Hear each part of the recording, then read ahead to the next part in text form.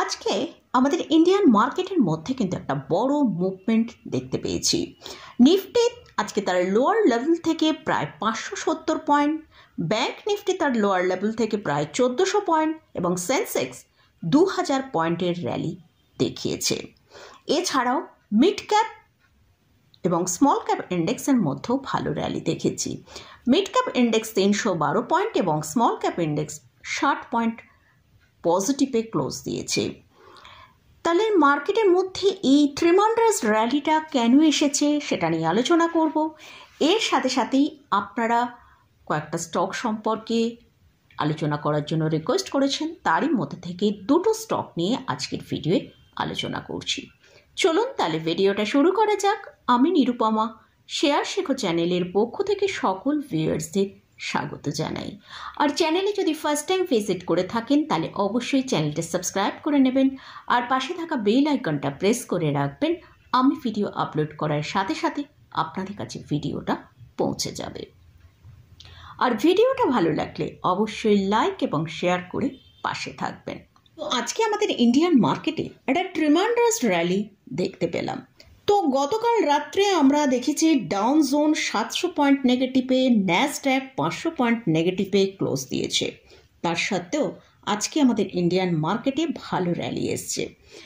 আজকে Nifty open হয়েছিল 23,400 কাছাকাছি এবং সেখান থেকে আমরা দেখেছিলাম একটা ভালো প্রফিট বুকিং এসেছিল। নিফটি নিচের দিকে 23,298 পর্যন্ত লো তৈরি করে সেখান থেকে আমরা দেখেছি ভালো বাই এসছে। নিফটি ওপরের দিকে 23,872 পর্যন্ত হাই তৈরি করেছিল। তো নিফটি কিন্তু আজকে তার যে স্ট্রং দুটো হার্ডেল 23,500 এবং 23,850, এই দুটো হার্ডেলকে পার করেই তার আজকের হাই তৈরি করেছিল 23,872। তো এই এতটা র্যালি কেন এলো? তার আগে আমরা একবার গ্লোবাল মার্কেটটা দেখে নেব। গ্লোবাল মার্কেট এখন আমরা দেখতে পাচ্ছি ডাউন জোনের ফিউচার 123 পয়েন্ট নেগেটিভে এবং ইউরোপ মার্কেট একটা নেগেটিভের মধ্যে ট্রেড করছে। আর এশিয়া মার্কেট মোটামুটি পজিটিভে ক্লোজ দিয়েছে। তো এই মার্কেটের মধ্যে এতটা র্যালি এই কারণেই এসছে, আমরা এফআইসদের একটা স্ট্রং বাই দেখতে পাচ্ছি, যেটা লাস্ট দুদিন ধরে প্রায় 9,000 করোড়ের ওপর এরা বাই করেছে। আজকেও এদের ডেটা যে আসবে সেখানে আমরা দেখব এফআইসরা কিন্তু একটা স্ট্রং বাই করেছে। এছাড়াও ডোমেস্টিক কিছু রিজন রয়েছে যার জন্য কিন্তু আমরা মার্কেটের মধ্যে এতটা র্যালি দেখতে পেয়েছি।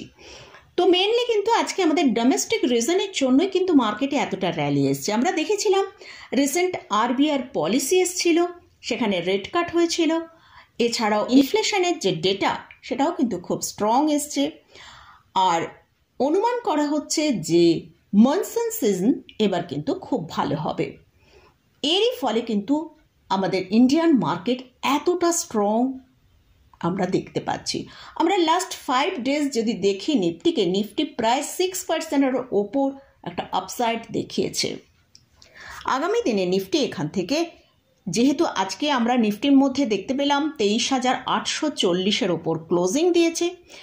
আমরা 25শে মার্চ নিফটি যে লাস্ট হাই তৈরি করেছিল সেটা হচ্ছে 23,870 পর্যন্ত একটা হাই তৈরি করেছিল। কিন্তু নিফটিকে আমরা আগামী দিনে 24,500 পর্যন্ত মুভ করতে দেখতে পারি। তবে এখানে আর একটা কথা বলে রাখি, সামনেই কিন্তু আমরা 3টে বড় কোম্পানির আর্নিংয়ের রেজাল্ট আসছে। সেটা হচ্ছে ইনফোসিস, এইচডিএফসি ব্যাংক এবং আইসিআইসি ব্যাংক। মানে সামনের উইকের মধ্যে এই 3টে কোম্পানিরই রেজাল্ট আমরা চলে আসবে, দেখতে পাবো। তো এই রেজাল্টের পরিপ্রেক্ষিতে হয়তো মার্কেটের মধ্যে আমরা ছোট্ট একটা কারেকশান দেখতে পেতে পারি। তো মার্কেট এখানে আমরা লোয়ার লেভেল থেকে অর্থাৎ 21,800 থেকে নিফটিকে আমরা দেখলাম প্রায় 23,870 পর্যন্ত একটা র্যালি দিয়েছে, অর্থাৎ 2000 পয়েন্টেরও বেশি র্যালি কিন্তু আমরা নিফটির মধ্যে দেখেছি। তো এখানে কিন্তু একটা ছোট্ট কারেকশান আসাটা খুবই স্বাভাবিক। নিফটি বুলিশ মোডেই থাকবে। আগামী দিনে নিফটিকে আমরা এখান থেকে 24,500 পর্যন্ত আপসাইড দেখতে পেতে পারি। এটা গেল নিফটি নিয়ে আলোচনা করলাম। এবারে আসছে ব্যাংক নিফটি। ব্যাংক নিফটি নিফটির থেকেও আরও বেটার পারফরমেন্স দেখিয়েছে। ব্যাংক নিফটি আজকে প্রায় 1400 পয়েন্টের মতন র্যালি দেখিয়েছে এবং এখনও পর্যন্ত যে সর্বোচ্চ হাই তারই কাছাকাছি আজকে হাই তৈরি করেছে। সর্বোচ্চ হাই রয়েছে 54,467, আর ব্যাংক নিফটি আজকে যে হাইটা তৈরি করেছে সেটা 54,407। তো মাত্র 60 পয়েন্টের নিচে আজকে ব্যাংক নিফটির হাইটা তৈরি করেছিল। যদি তার সর্বোচ্চ যে লাইফ টাইম হাই রয়েছে তার ওপর ট্রেড করতে পারে তাহলে ব্যাংক নিফটি ইমিডিয়েট আমরা 55,000 পর্যন্ত মুভ দেখতে পেতে পারি। তবে যেহেতু সামনেই দুটো বড় বড় ব্যাংকের HDFC ব্যাংক এবং ICICI ব্যাংকের রেজাল্ট আসছে, তো তার আর্নিংয়ের রেজাল্ট কীরকম হবে সেটার কিন্তু ইম্প্যাক্ট ব্যাংক নিফটির মধ্যে আনতে পেতে পারি। ব্যাংক নিফটির জন্য যেটা স্ট্রং সাপোর্ট সেটা হচ্ছে 53,000 হচ্ছে একটা স্ট্রং সাপোর্ট রয়েছে। যতক্ষণ না ব্যাংক নিফটি 53,000-এর নিচে যাচ্ছে ততক্ষণ কিন্তু ব্যাংক নিফটিকে আমরা ভালো আপসাইডেই দেখব। এবারে আসছি দুটো স্টক নিয়ে আপনারা ডিসকাস করার জন্য রিকোয়েস্ট করেছেন, সেই দুটো স্টক নিয়ে আলোচনা করব।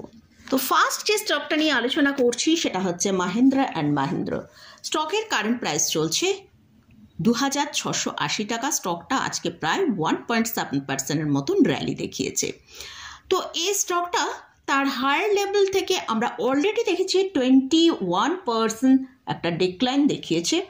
এর যে সর্বোচ্চ হাইটা হয়েছিল 3,200 টাকার কাছাকাছি, এখান থেকেই আমরা 21% ডিক্লাইন দেখতে পেয়েছি। তো স্টকের যদি এখন চার্টে যেটা দেখতে পাচ্ছি, স্টকটা কিন্তু একটা রেঞ্জের মধ্যে ট্রেড করছে, যেটা ওপরের দিকে 3200 আর নিচের দিকে 2500 টাকা। এখন কিন্তু স্টকটা তার লোয়ার রেঞ্জের কাছাকাছি রয়েছে। 2480 টাকার স্ট্রং সাপোর্ট রয়েছে। এই সাপোর্টটা যদি মেনটেন করতে পারে, 2480 টাকার যে স্ট্রং সাপোর্ট রয়েছে এটা যদি মেনটেন করতে পারে তাহলে স্টকটাকে আমরা ওপরের দিকে 2,900 থেকে 2,980 টাকা পর্যন্ত একটা আপসাইড দেখতে পেতে পারি। স্টকটা যদি পোর্টফোলিও হোল্ডিংয়ে থাকে তাহলে অবশ্যই হোল্ড রাখা যেতে পারে। এটা একটা অটো সেক্টরে বিলং করে স্টক এই কোম্পানি, আর আগামী দিনে কিন্তু অটো সেক্টর একটা ভালো পারফরমেন্স দেখাবে। তো এবং এই কোম্পানির ফান্ডামেন্টাল যথেষ্ট স্ট্রং। এটা একটা লার্জ ক্যাপ ক্যাটাগরি স্টক। এদের মার্কেট ক্যাপিটালাইজেশন হচ্ছে 3,21,000 করোড়ের ওপর। এই কোম্পানি ভালো ডিভিডেন্ড পে করে। এই কোম্পানিতে এফআইএস এবং ডিআইএসদের কিন্তু একটা স্ট্রং হোল্ডিং রয়েছে। এফআইএসদের হোল্ডিং আছে 38.92%, ডিআইএসদের হোল্ডিং আছে 29.22%। তো মোটামুটি এই স্টকটা যদি আপনার পোর্টফোলিও থাকে অবশ্যই হোল্ড করে রাখা যেতে পারে। নেক্সট যে স্টকটা নিয়ে আলোচনা করছি সেটা হচ্ছে পিজি ইলেকট্রোপ্লাস্ট। এই স্টকটা হচ্ছে একটা মিড ক্যাপ ক্যাটাগরি স্টক।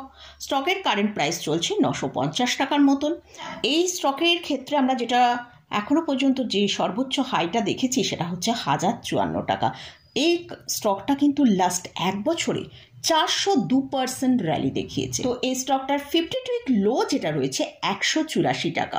184 টাকা থেকে স্টকটা 1,054 টাকা পর্যন্ত লাস্ট এক বছরে র্যালি দেখিয়েছে। তো এই 1,054 থেকে আমরা জাস্ট একটা ছোট্ট ডিক্লাইন স্টকের মধ্যে দেখেছি, যেটা হচ্ছে 39% একটা ডিক্লাইন এসেছিল। স্টকটা নিচের দিকে প্রায় 643 টাকা পর্যন্ত নিচে এসেছিল।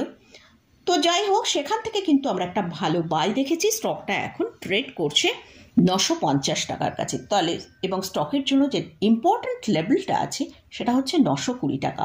যতক্ষণ স্টকটা 920 টাকার ওপরে ট্রেড করছে সে স্টকের মধ্যে একটা ভালো পজিটিভ মুভমেন্ট দেখতে পেতে পারি, যেটা ওপরের দিকে 975 থেকে 1,000 টাকা পর্যন্ত মুভ আসতে পারে। এখানে একটা কথা বলে রাখি, কোম্পানির যে পি সেটা কিন্তু অনেকটা হাইতে ট্রেড করছে, প্রায় 117-র কাছে ট্রেড করছে। যেহেতু এটা মিড ক্যাপ ক্যাটাগরি স্টক, যদি কোনো কারণে মার্কেটের মধ্যে ভোলাটিলিটির জন্য যদি ভালো সেলিং আসে তাহলে হয়তো স্টকটা যদি তার যে প্রিভিয়াস লো আছে, আমরা রিসেন্ট যে লোটা দেখেছি 643, তো সেই 643-এর লো যদি ব্রেক করে তাহলে কিন্তু স্টকটার মধ্যে আরও বেশ কিছুটা লোয়ার লেভেল আমরা দেখতে পেতে পারি। তো এই দুটো স্টক নিয়ে আজকের ভিডিওয়ে আলোচনা করলাম। এই স্টকে কিন্তু কোনো রকম কোনো বাই রেকমেন্ডেশন নেই, আপনারা রিকোয়েস্ট করেছেন তাই কিন্তু এই স্টক দুটো নিয়ে আলোচনা করলাম। তো এই স্টকে বা ইন্ডেক্সে কোথাও কোনো পজিশন নিতে চাইলে অবশ্যই ভালো করে চার্ট অ্যানালিসিস করে নিয়ে তারপরে পজিশন নেবেন। তো মোটামুটি আজকের মতন ভিডিওটা এখানেই শেষ করছি। ভিডিওটা যদি ভালো লাগে অবশ্যই লাইক করবেন, শেয়ার করবেন, সাবস্ক্রাইব করবেন। ধন্যবাদ।